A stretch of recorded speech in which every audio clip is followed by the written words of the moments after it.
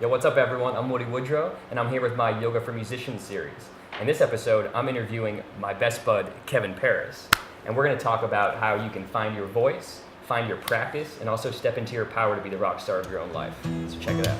Running low, breaking down, and all I know is my old heart is taking tolls I never asked to pay for. Welcome. Thank you. What's up, you guys? So, you want to start by just telling everyone what got you into playing guitar? And it could have been singing, maybe if singing came first, or if you started playing guitar first, what inspired that in your life? Definitely. So, early on, when I would spend time at my dad's house, my dad played guitar, and he would play lullabies to us on acoustic guitar, so that probably is what sparked the early childhood, falling asleep. And then I had a very distinct moment my freshman year of high school, so like later. I never took guitar lessons or anything, but I went to, it was the first tour when Ben Harper and Jack Johnson toured together, and went and saw them, and just remember sitting in the audience and being like, I want to make people feel like that. The way, like, just seeing the shift of thousands of people being so receptive to the music that it was, just was co-created from the band and the audience. So. The connection. Yes, exactly. And the vibe, that's awesome. So is that what kind of inspired you to start creating music that is naturally very uplifting and soulful?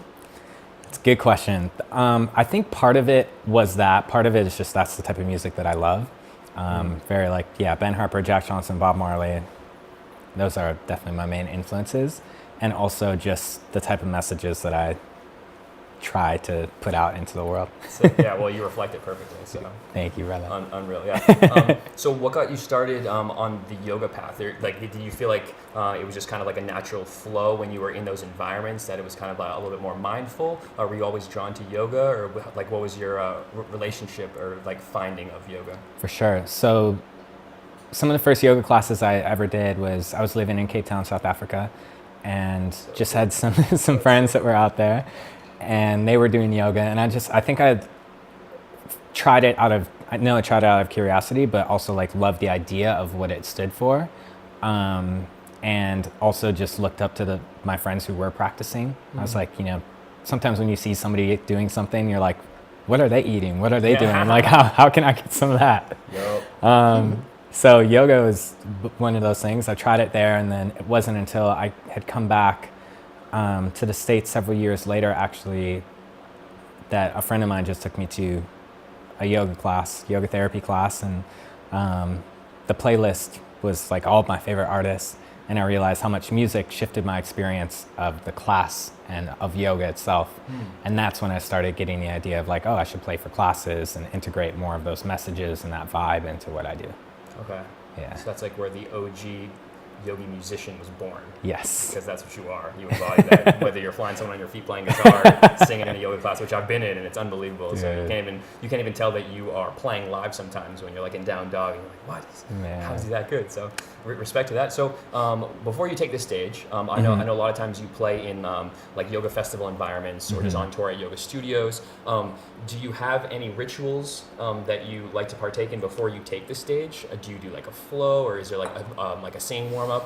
Any kind of exercise that you can share with everyone that you might use to get your body mind in a balance? Totally, for sure. So first of all, it depends on how much time I have, because sometimes, you guys know, sometimes there's no time and you're just in the hustle to get in there last minute. And in those instances, I will always take the time to do what we did right before starting this. Just like, if it's just me, collective breaths for myself. A lot of times for me, I feel super grounded with my eyes closed, put my hands over my heart like this, and take literally as low as 3 deep breaths. When I have more time, I much prefer to take the time to do that. Same thing, take 3 deep breaths, and then say a little prayer or intention around why I'm there, which for me personally is to serve.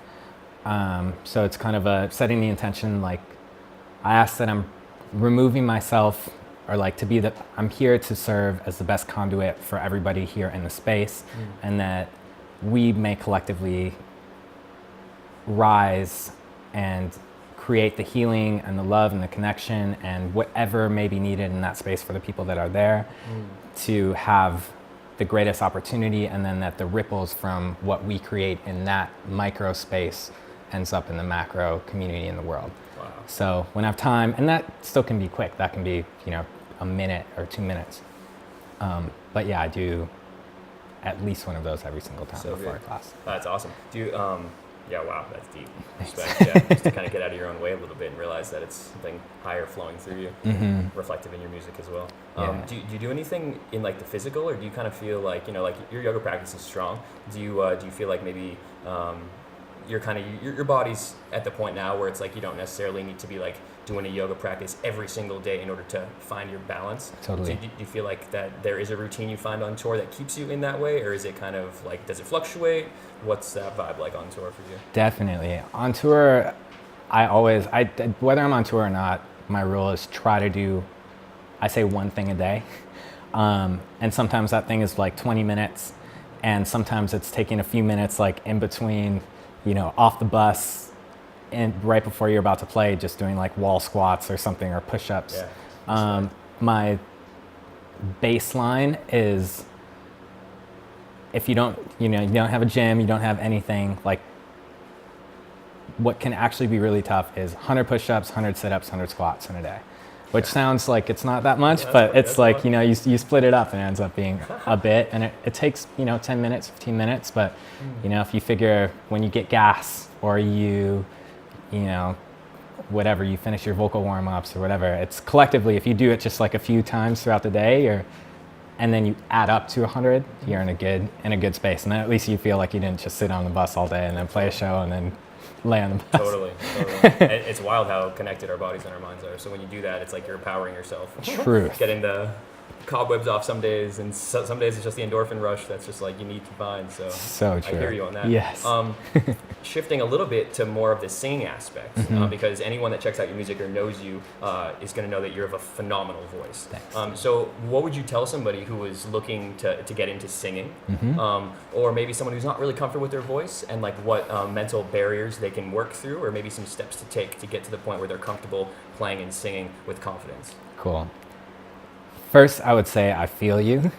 It's overwhelmingly common for us to have this hesitance. So many of us were told one thing, like just by one person, like, oh, you're tone deaf, or you can't sing, or this or that, and we carry it till we're 85 years old, and then we're like, man, I wish I would have sung when I was younger.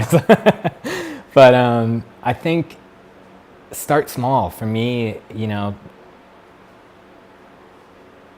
I started small, just played with close groups of friends where I felt safe enough to explore, and you're getting positive feedback. Like most of the time people are excited, no matter what you sound like, to hear and see you do something new and try something exciting. So I would say start small.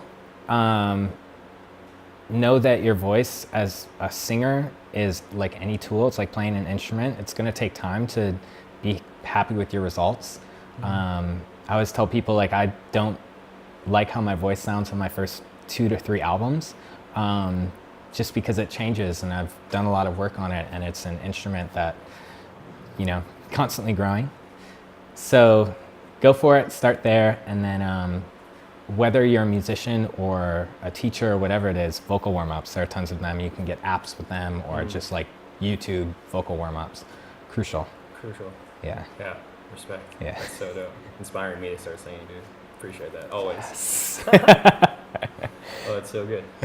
So, question for you, kind of going back in time a little bit. Yeah. What do you wish you could tell your high school self right now, if you could go back? It doesn't even have to be one thing. It can be whatever. But just like maybe it could be some words of wisdom for living. It could be some words of wisdom in regards to performing, playing music, yoga. What do you feel something that's important that you wish you knew back then? Yes. Thank you for asking that, because I wish I had learned from other people who had been asked that same question. This answer does not apply for everybody, but I genuinely wish that I'd been told by more people rather than the message that most of us got, which is you go to high school and you go to college and you get your job and you do your thing. I wish I'd been told more. If you work hard and you're a really kind person and you're super dedicated and passionate about learning whatever task or thing like is involved in the potential job, that you can do whatever you want in your life and you don't need an academic piece of paper. Obviously it's different if you're going to be a lawyer or a doctor or a heart surgeon or something like that, but in general, yeah, I would have told myself, don't go to college, even though I went to an amazing school, because I know I have the work ethic and the tools to work really hard, and yeah, I don't think it's a necessary thing. I respect. Yeah. So just work hard and don't stress the small stuff. It's all good. Yes, and be nice. And be like, nice. be the nicest person you've ever met, and you'll be successful in life. That is good. That is good. And reflected right back at you. Well, so thinking back to like a past self, right?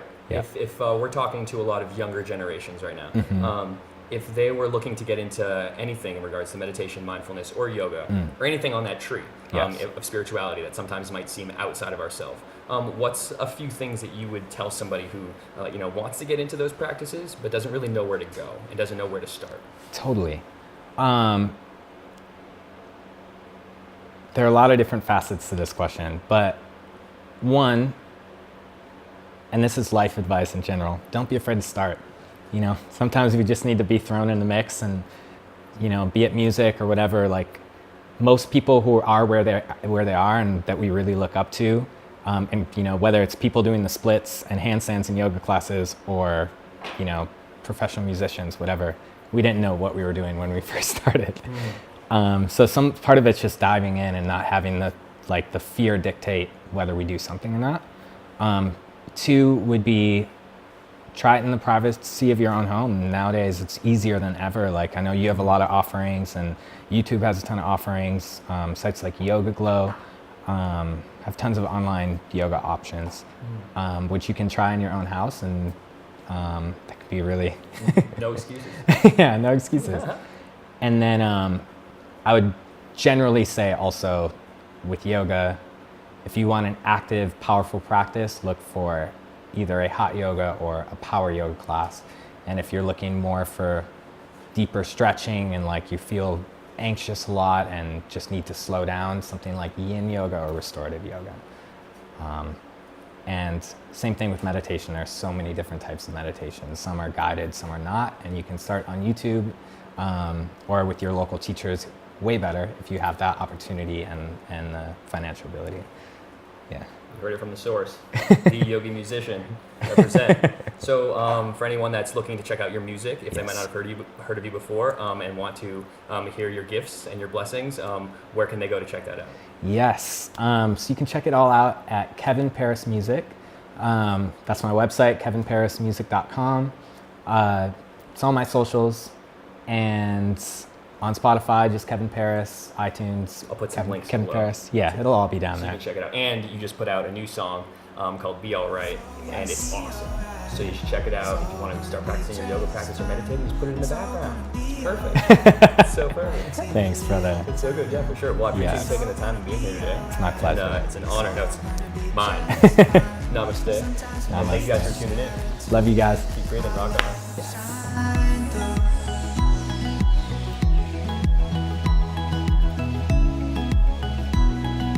To let our light